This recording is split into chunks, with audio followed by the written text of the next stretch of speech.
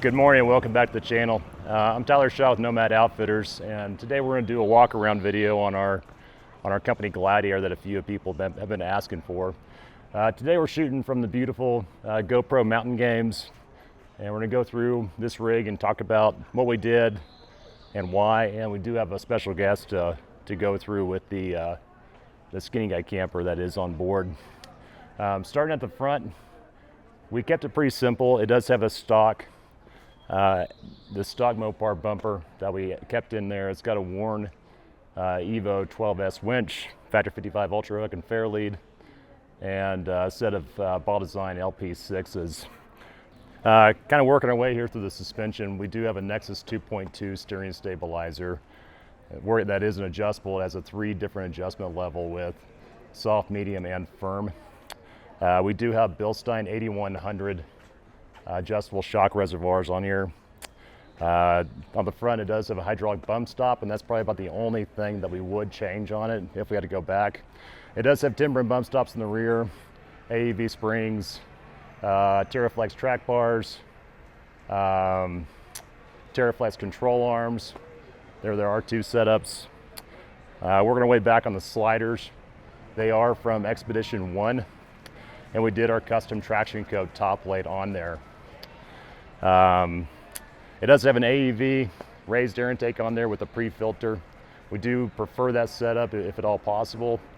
This is the diesel version. It has 410 gears, chrome moly axles in the rear. It has a Goose Gear seat delete on the second row. We do have a German Shepherd that we like to take with us. Let's move on to the back here. Moving on to the back of the vehicle now. We do have a custom setup from Air Down Gear Up that we had them built in collaboration. It was kind of a different idea that we had for gear storage and kind of maximize space. We like to be organized wherever I camp as much as possible. And this system allows us to put, the ladder up top, poles up top, fuel, water, and then we wanted to be able to cook and entertain, something that we enjoy doing very much so. It has a Dometic faucet on the back. It's got a 3-burner cooktop from Cook Partner. It sets up pretty dang easily, and it allows us to cook for multiple people if we want to be out and kind of enjoy the weather. We're going outside and camping to be outside, and we like to be outside as much as possibly can. That about takes out the back. Let's move on to the tent here and go through that.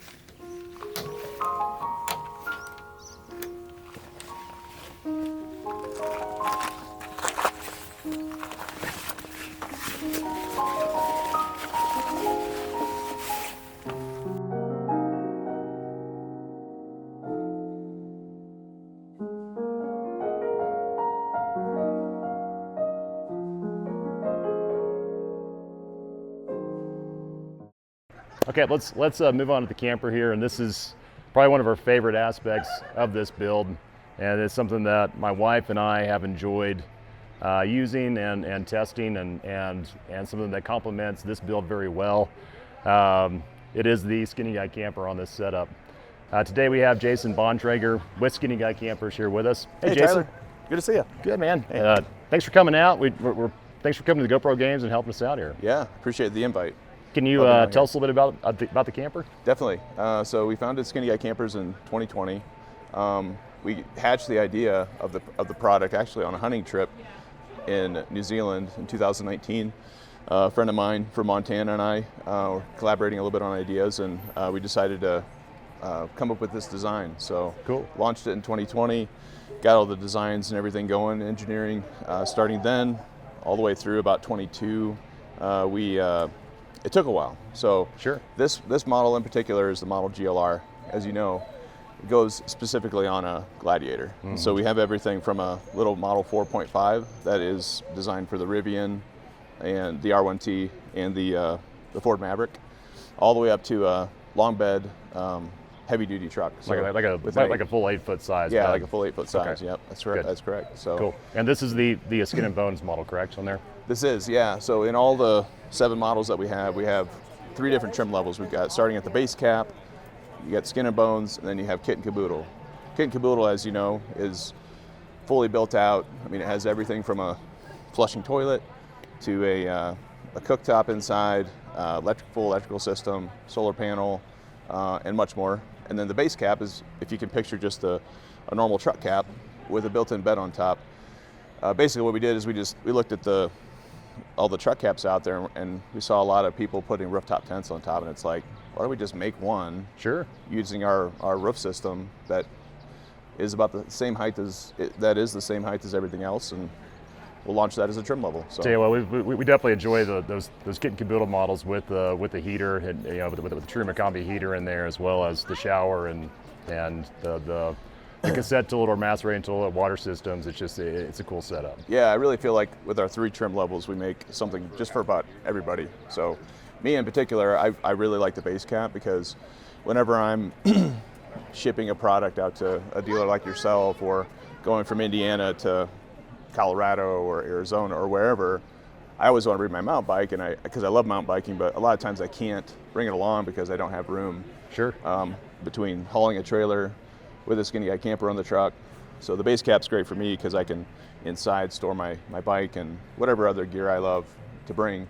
I'm a gear junkie, so sure. I need to bring all that stuff. Man, we all are, aren't we? Yeah. It's a slippery slope. It sure is. Well, tell us a little bit more about how SGC kind of came about. A little bit more about the company. It's a smaller shop. I know you have, you're the one that developed this setup with a partner, and yep. And you've been a lot of sheet metal, put a lot of rivets in, and it's been great having the owner actually deliver these quite a bit. It's fun. It's fun getting on the road and delivering the products to guys like yourself and who are passionate about the product. But back to the basics. When we built the original one had aluminum skin just like this. It was not near as refined. The cabinets inside were all wood.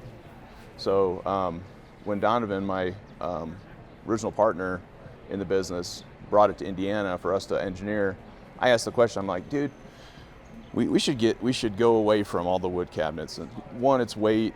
2, wood can rot. Yeah. And I said, hey, let's look at designing all these cabinets out of aluminum. So it's we ended up with what is a really great product.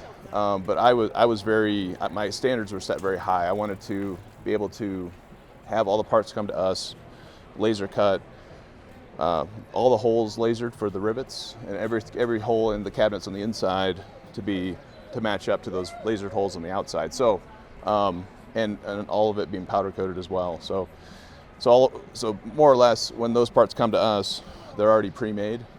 We have in our area, we have a lot of vendors, metalworking and otherwise, that are just phenomenal when it comes to precise metalwork. So we don't actually make all the parts in-house. We do the full assembly in-house, but we do have them made locally, and that's why we have Made in the USA, our Made in the USA decal not decal, but our metal cut decal Sure. is the shape of Indiana, because 95% of what we put in here is made in Indiana. Sure. So yeah, we definitely love the fact it's made in the USA, and but you do have components in there that are, name brand high quality components, such as Redarc and Truma, yep. and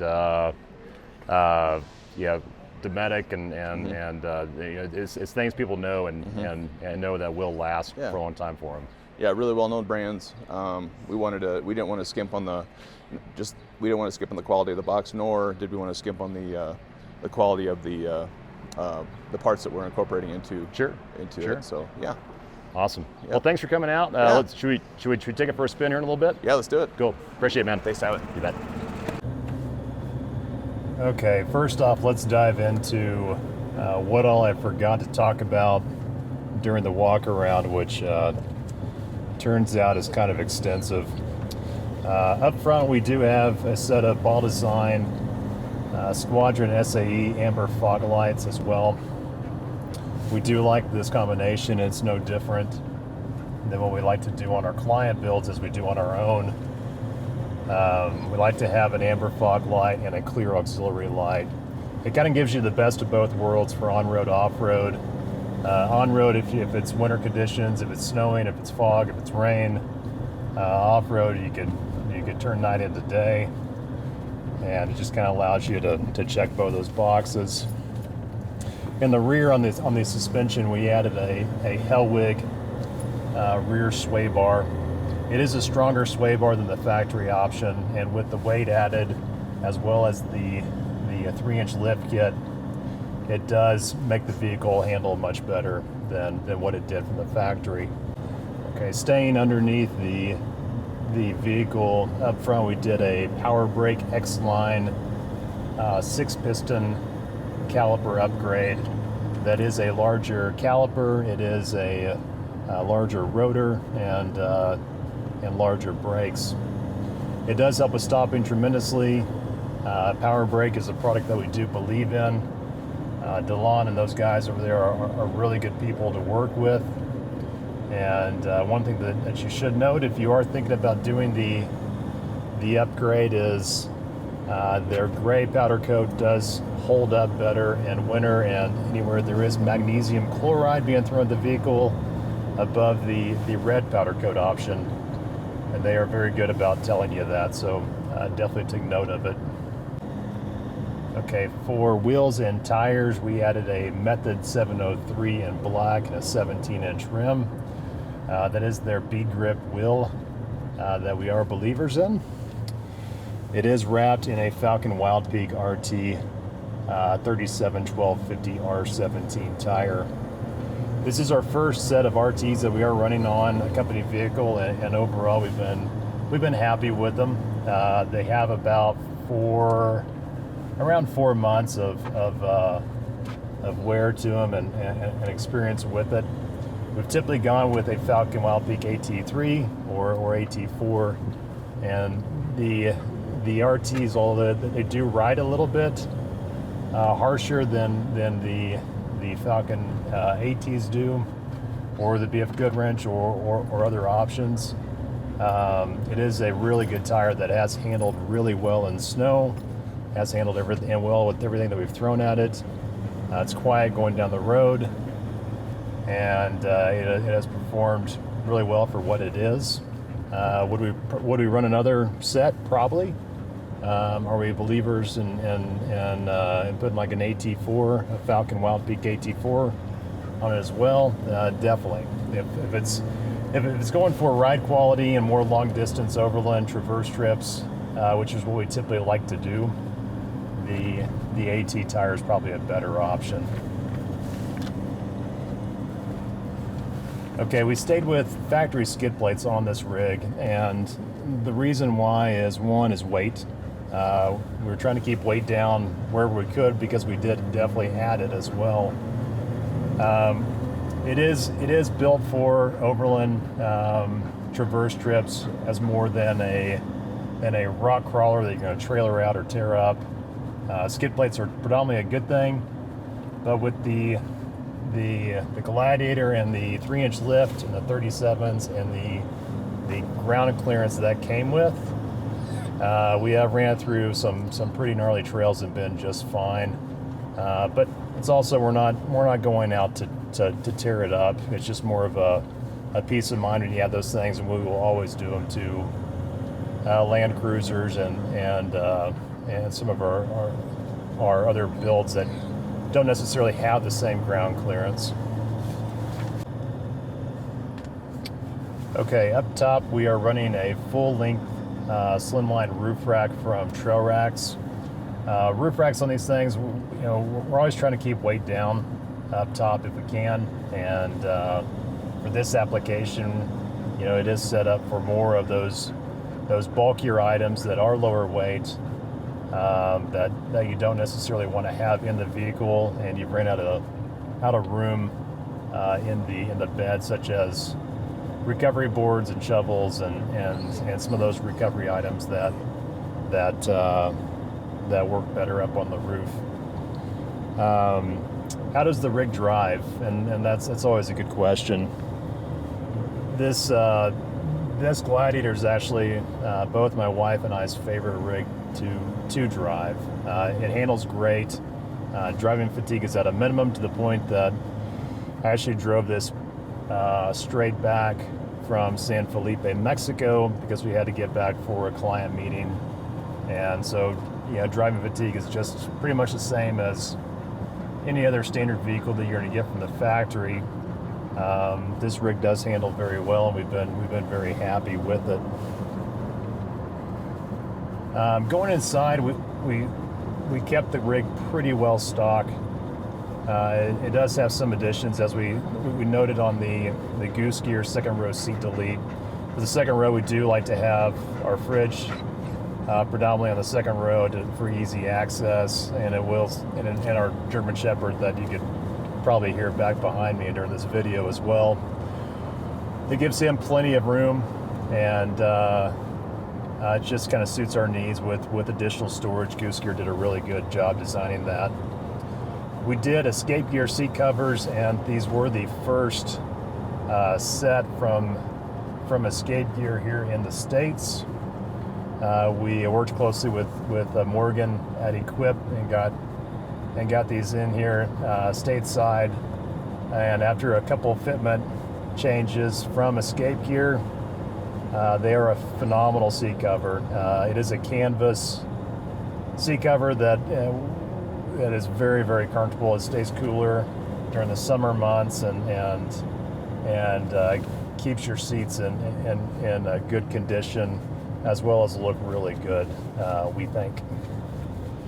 Up front here, we also did a RAM mount on the dash to support our Yaesu ham radio. There is a phone mount as well. And other than that, it's just pretty simple. We wanted to keep the dash clean on this vehicle and keep vision as is without blocking too much. Okay, going back to the camper, this SG setup is the Skin and Bones model, and what that is it basically looks as the same exact layout as their top of the line trim with the kit and caboodle. It just doesn't come with all the accessories, and it allows you to kind of build it out as you see fit. With that, we did add a Dometic fridge that is capable of staying in the camper and is the exact same size that Skinny Guy Campers puts in their rigs. To power it, we have a XPN 120 amp hour lithium battery that it does stay in the camper. We ran power back from the back, and the power management system on that is a Redarc TVMS Manager 30 system that is probably a little bit overblown for what everything is managing, but we do like it. It does handle very well. We believe in the XPN 360 battery. I think it's one of the better options that's out there in our own personal opinion. They are backed by a very good warranty, and they are very well built. Redarc has been around for a long time, and they make a phenomenal product with the majority of it actually made in Australia. There's a couple things that they're not allowed to make in Australia that is made elsewhere. But they have been a great partner to work with, and we will continue to do so. Okay, why the Jeep Gladiator? We decided to go with the Gladiator Rubicon diesel option. One, you know, this engine has been great. I know some people have had some issues with it, and the issues that we've had are pretty minor overall. It's got almost 64,000 miles on the clock.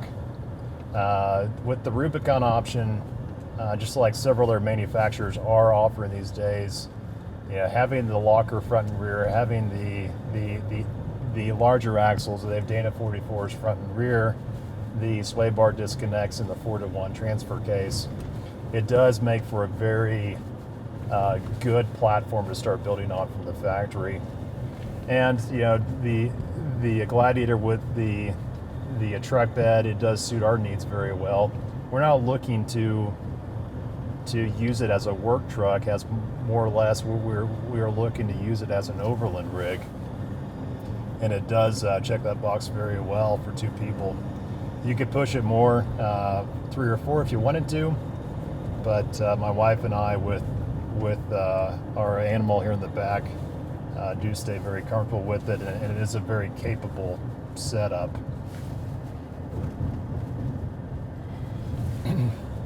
Going back to the camper for a second, you know, there are several options on the market, and that's what the beautiful part about this in this day and age. If you're looking for a camper setup for your rig, depending if it's a Rivian on up to a full size 3/4 ton truck, there are several options out there for you, and being able to choose what works best for you is a great thing right now. This setup does work best for us, and if we weren't a dealer for Skinny Guy Campers, we would very much still have one for the following reasons. Packed up, it does look like a topper. It packs up very small, and they utilize dead space very well, which we like to do on all of our builds. There's not a lot of room left once closed, especially once you start adding your other creature comforts in there, going out on a trip. Once open, it is a full 2-room feel. The bed extends forward.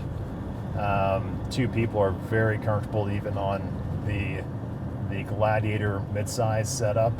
Once you go to the 5.5 and the 6.5 options, they become extremely roomy, to the point that it is excessively comfortable. Having the storage, having the built-in cubbies is a very nice addition. You're not having to buy additional cabinetry to build out your truck bed. They kind of take care of everything for you, as well as going all the way up to picking what a trim level you want, and then what other accessories that you would like, all the way down to like the macerator working toilet, subfloor water tank system, power management system, shower, and so on. One thing to note, Skinny Guy Campers does offer the ladder option like we are running on this unit. They also have an accordion step setup that does come out at a 45-degree angle. That does have a rail as well. So if you do have pets that you want in the camper with you, or if you need additional assistance kind of getting in and out, it is a very good option at no additional cost. Upcoming build videos, I believe we have we got a few on the docket, just kind of looking at the schedule that we'll probably put on the channel. One is an F-250 build. We have another Land Cruiser 200 build.